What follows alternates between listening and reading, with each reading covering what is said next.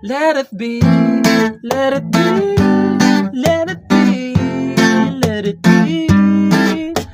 Switch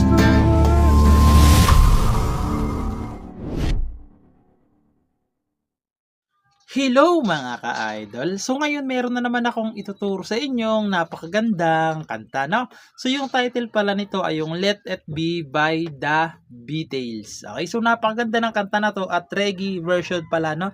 Reggae version tong ituturo natin. So madali lang naman to, halos paulit-ulit lang yung chords nitong kanta na to, no? So dito muna tayo sa reggae pattern. So yung reggae pattern natin is magiging tatlong klase. Okay, pero madadali lang naman yung dalawa. Okay? So, yung una is ganito lang. Okay? Bass, ayan dito. Magbe-bass kayo dito. Ayan dito. Tapos tatamaan nyo lang yung string, no? Mas maganda kasi pag may tatamaan yung string. Ganito siya. Ganyan. Okay? Pagkatapos nyan, istramin nyo pababa. Okay? Down. Tapos tap sa string. Tapos strum down ulit. Okay? Kada chords, isang beses nyo lang gagawin. Okay, kada chords isang beses lang. So sasampulan ko, no, lalagyan ko ng chords. Ganito siya kapag buo. Okay, tapos lilipat na kaagad. Okay, so ulitin ko. Lilipat na kaagad. Okay, ganun yung unang reggae pattern natin. Yung pangalawang reggae pattern, pag may open close parenthesis yung chords, okay? Pag may open close parenthesis, bass lang tapos strum down. Okay, so ganito siya mangyayari. Strum bass, tapos strum down, lilipat na. Okay? Ulitin ko, pag may open, close parenthesis yung chords, magbe-bass lang kayo, strum down, lilipat na. Okay? So, sana malinaw, no? Pag yung pangatlong reggae pattern natin, pag may mga number sa taas ng chords, okay? Halimbawa, may number 1 sa taas ng chords, ibig sabihin nun, isang bass lang. Okay? Bass lang. So, ganito lang mangyayari. Ganun lang. Okay? Ulitin ko. So, i-base nyo lang. Ganyan. Lilipat na kaagad. Okay? So, malinaw, no? Pag may number 1 sa taas ng chords, ganito lang yung mangyayari. Lilipat na.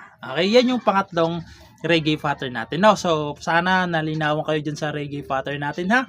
So, proceed na tayo dito sa kanyang whole verse. So, yung whole verse niya, dyan mga ka-idol, kung mapapansin nyo, no, may open close parenthesis, tapos may mga number 1 sa taas na ng chords, okay? So, yung chords dyan muna, sabihin muna natin, no? So, C. Ayan, so yung C, sa third fret na kabar yan. Dito naman sa fifth ay second string, third, tsaka fourth. Ipitin nyo yung tatlong chords na yan, no? Ayan. Ay, chords, tatlong string pala, sorry. So, depende kung ganito kayo mag-ipit, ha? Ako kasi ganito. Okay, ayan, C. Tapos pupunta kayo ng G. So yung G sa third fret pa rin niya nakabar. Dito naman sa kanyang fourth ay third string na. Sa fifth fret naman ay fifth string tsaka fourth string na. Okay?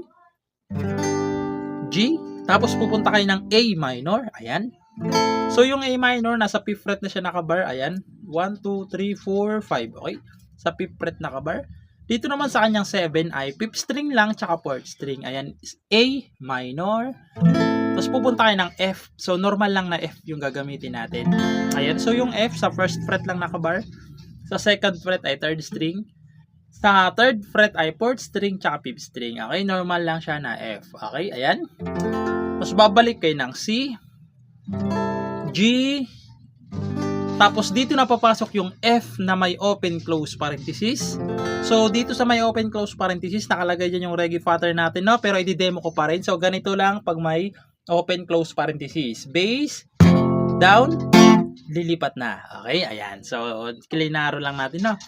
Ayan, F na may open close parenthesis. Tapos, dyan na papasok yung C na may number 1. So, meaning, ganito lang rin, demo ko. So, ganito lang. Lilipat agad. Okay, ayan. C.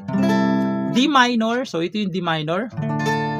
So, yung D minor sa fifth fret. 1, 2, 3, 4, 5. Ayan, sa fifth fret nakabar. Ayan. Dito naman sa kanyang 6 ay second string. Sa 7th fret naman ay fourth string tsaka third string lang. Ayan, D minor na may number 1. Tapos C ulit na may number 1. Okay, yan yung pang whole verse niya. 2 times yung gagawin yan. Okay? 2 times yung gagawin lahat ng chords na yan. Okay? So, malina na. So, sasampulan ko para mas paintindihan nyo kung paano naman siya tugtugin. No? So, ganito naman siya kapag tinugtugan. When I find myself in times of trouble, Mother Mary comes to me, speaking world of wisdom. Tapos yung may number 1, let it be. Okay, so ganun siya. Tapos ulitin nyo lang ulit yon, no? Uulitin nyo lang ulit kasi 2 beses. Doon naman yung sa part na, and in my hours of darkness, she is standing right in front of me, speaking word of wisdom, let it be. Tapos papasok na yung chorus, let it be, let it be. So, papasok na doon yung kanyang chorus, no? So, proceed naman tayo doon sa kanyang chorus. So, yung chorus niya naman dito mga ka-idol ay naging A minor. Ayan, A minor, G. So, naturo na natin isa-isa yung chords, no? Kaya hindi na natin yung isa-isahin. G, F, tapos C, tapos isa pang C, tapos G ulit, tapos F na may open close parenthesis. Okay, so dinemo na natin yan kanina yung strumming array dyan. Tapos C ulit na may number 1, D minor na may number 1, C na may number 1 ulit.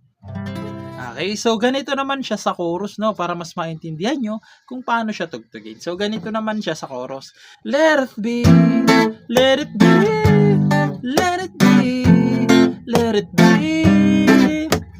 Whisper words of wisdom, let it be.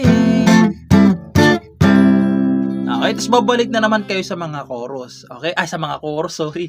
Sa mga verse. Okay? So, yung pang whole verse kanina, yun na yun. Tapos itong chorus, yun na rin yung chords niya. Okay?